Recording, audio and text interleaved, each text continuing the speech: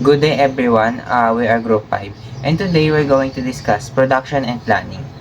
The type of production. In type of production, we need to consider the 4 M's, which is method, materials, machineries, and manpower. Method, or yung systematic planning na magiging guide mo para sa pagpuproduce na art na gagawin mo. For example, gagawa ka ng guide or plan step by step on procedure on what to do to make your artwork. Materials, ito yung mga bagay na gagamitin mo kung saan magiging gawa yung arts na gagawin mo para makapag-produce ka nito. For example, gagawa ka ng junk art. So, ang material na gagamitin mo is yung mga bagay na tinatapon na pero magagamit pa din siya pagdating sa junk art. Machineries, ito naman yung mga equipment na tutulong sa iyo para ma-produce o makagawa ka ng arts na want mong gawin. Like pagdating sa wood or metal carving, need mo ng carving tools or equipment para makagawa ka ng ganon.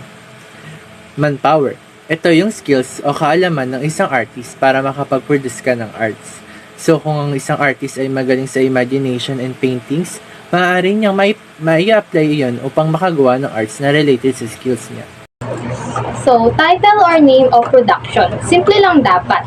Alam mo yung ano yung magiging title or name ng production mo. Dapat catchy, memorable, and meaning. Dapat rin yung title mo isangkop dun sa topic or production para mabilis nila ma-identify.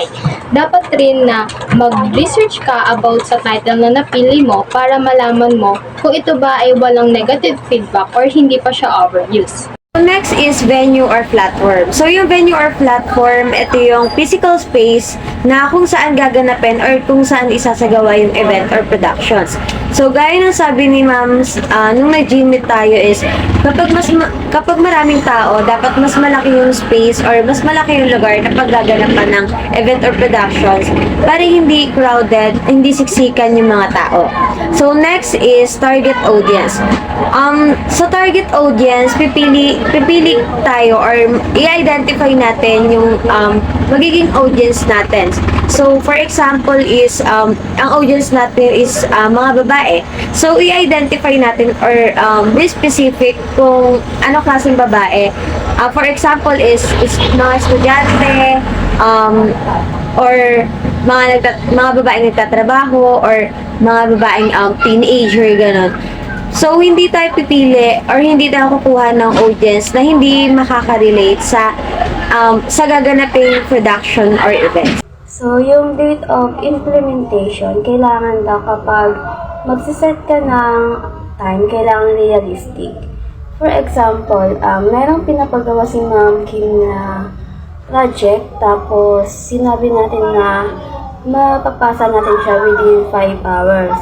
Pero yung time na binigay natin, hindi siya sapat para sa project na yun. Kaya yung kinalabasan ng project, pangit. Kaya dapat, kung mag-set tayo ng oras, kailangan mahaba at realistic para maganda yung kinalabasan ng project. Good day everyone, I am Fritz Shintarabia and today I'm gonna discuss resources. So kapag sinabi natin resources, ito yung mga bagay na pinagkukuhaan na natin na may pakinabang o may halaga. So sabi nga dito, your resources refer to manpower, machineries, and financial consideration. Sa manpower, kailangan may sapat na manggagawa na may kakayahan at may oras upang matugunan ang mga pangangailangan sa production nang hindi sila mahirapan o mabigatan. So for example, sa groupings, pinagawa kayo ng poster. Alam naman natin sa mga kagrupo natin kung sino talaga yung may skills sa pagdodrawing upang makabuo ng poster. Next is machines. So sa machine, mahalaga na may katiyakan tayo sa mga gagamitin sa production and kung ay katulad nga ng mga lighting, design materials, mga props at iba pang mga kagamitan sa production. And kung ito yung mga kagamitan is wala di siya available sa lugar niya, is pwede kayong mag-isip ng mga kagrupo mo ng alternative ways para masolusyonan yung problema sa isang production. So, tulad nga sa lighting, if ever na wala kayong machine pang lighting, is pwede nyo gamitin yung flashlight gamit ang inyong phone para may lighting kahit pa paano. And next is financial consideration. Mahalaga na maglaan ng tamang oras sa paghahanap ng pondo dahil sa paggawa ng production is magastos talaga siya and may ibang ways pa naman para maiwasan ang pagiging magastos. Tulad nga ng paggamit ng mga local materials, pwede natin itong gamitin para iwas gastos and mas makatipid tayo sa production na ating gagawin. Yun lang, thank you. Next is objectives. Objectives refers to the goal you have for your production. Objectives have to be identified before starting the production process. This will define what your production has to achieve in order to be considered as successful. Objectives must be written in infinitives and it must be smart, or specific, measurable, attainable, relevant, and then time-bound. So, sabi lang dito, pag magsasagawa kayo ng production and planning, ang kailangan nyong i-consider na una is yung objectives. Ang objectives kasi is makakatulong to sa inyo upang malaman kung ano ba talaga yung gusto nyong gawin throughout the process ng production nyo. So, sabi rin dito, kailangan yung objective is nagko-contain ng smart characteristic. So, ano nga ba yung SMART? SMART. The S on SMART stands for specific. So, sabi dito, use concrete action verb as opposed to abstract one. So, ibig sabihin lang yan, pag mag-i-state tayo ng objectives natin is kailangan specific. Gumamit tayo ng more specific words rather than broader. Kasi pag gumamit tayo nun is mas madaling ma-identify kung ano ba talaga yung specific na kailangan natin gawin rather than pag broad is maraming possibility at iba-iba kung ano yung pwedeng gawin. Lalo na kung may mga kasama tayo sa production. Pag gumamit tayo ng broader words is malilito sila kasi hindi naman nila totally alam kung ano ba yung objectives natin. So, mas maganda talaga na gumamit tayo ng mga more specific word para na rin sa kapakanan ng iba natin kasama sa production. Measurable. Identify quantifiable metrics. Measurable.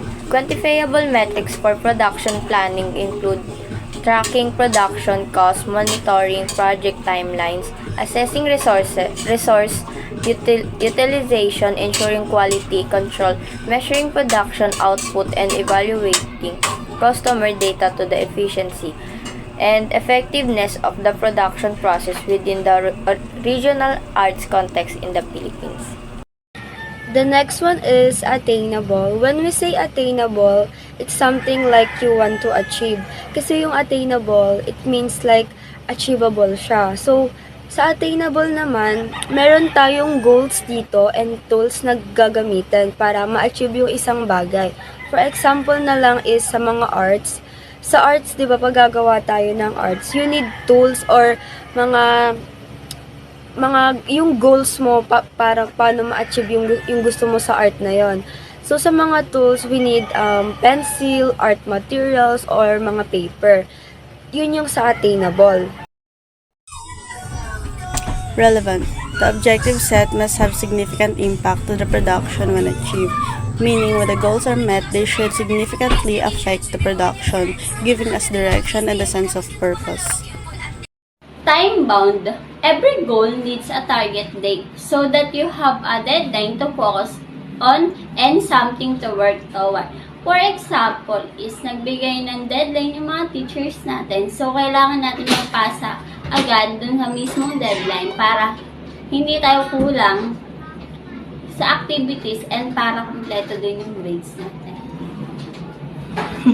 So, that's all. Thank you for listening.